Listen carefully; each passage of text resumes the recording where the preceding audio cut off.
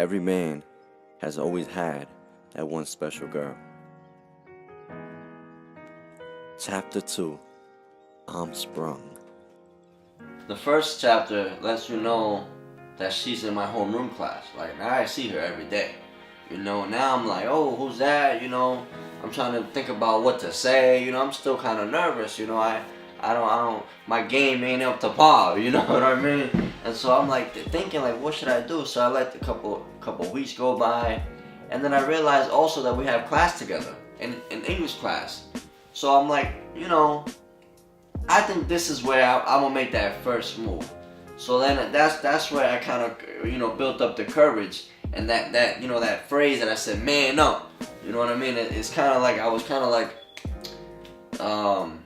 pinpointing at my masculinity a little bit. Trying to cause beautiful girl. You daydream about her, you think about her all the time. You gotta make a move. So that was that. That was the dynamic of that chapter. Isabella Sophia? I said. Isn't that like 2 first names? What was your moms and pops thinking naming you that? I said, looking at her with a confused face. She laughed and mentioned they could not agree on a first name, and so they gave her both.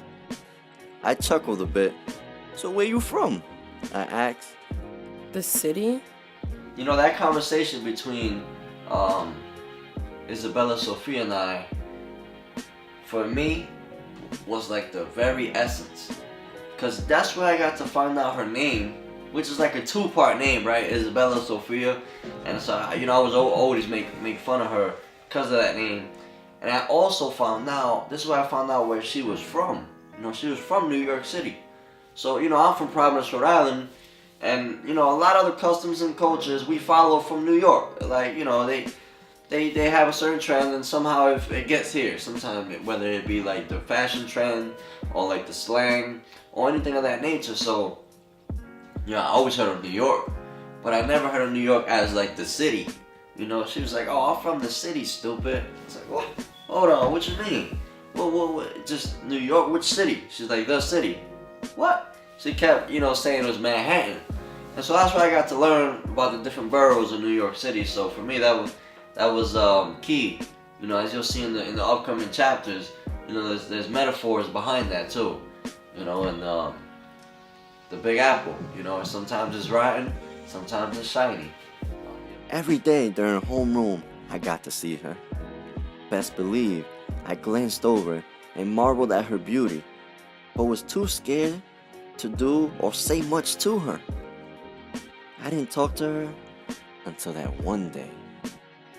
In our English class, Miss McCabe's class, I decided to start sitting next to her. Man up is the only thing I could remember telling myself. I'm gonna be honest with you, it wasn't easy at all. Cause I was trying to be cool. I was on the football team. I was doing my thing, right? So in a way, I was secretly in love with this one girl, and I really wanted to get to know her, and I really wanted to know everything about her. But I also wanted to be cool. So like in homeroom, I said hi and everything. But I did most of my talking in class, in Miss McCabe's class, that English class. I started sitting next to her, started talking about, I don't know, whatever the assignment was. We were doing Shakespeare at that time. And I don't know, I just started talking about different things. And so, that I started to, we started to get a better liking to each other in that class. And, that's the first time that I felt like an attraction was there. Hey, big earrings, what's your name? I said with a smirk on my face, allowing my toughness to show. Isabella Sophia, and my earrings aren't that big, but you do have a big nose.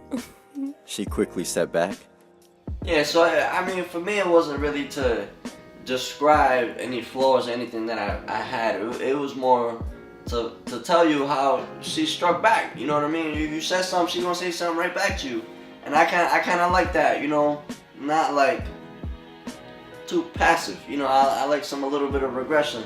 And I wanted to show the viewer and the audience, the reader, like, yo, this girl got some spunk, So, You know, and those are the little things sometimes you love about somebody. And I just wanted to create that you know, that picture, that attitude. You'll start to get to know more about me in the upcoming chapters, chapter 7, 8, 9, 10. You know, stay tuned for those. Those really get, you know, personal, more in depth with the author. You know, you start to get to know more about me and the story and the journey behind it. So stay tuned for that too. Well, that makes sense, I thought, more confused than what I started.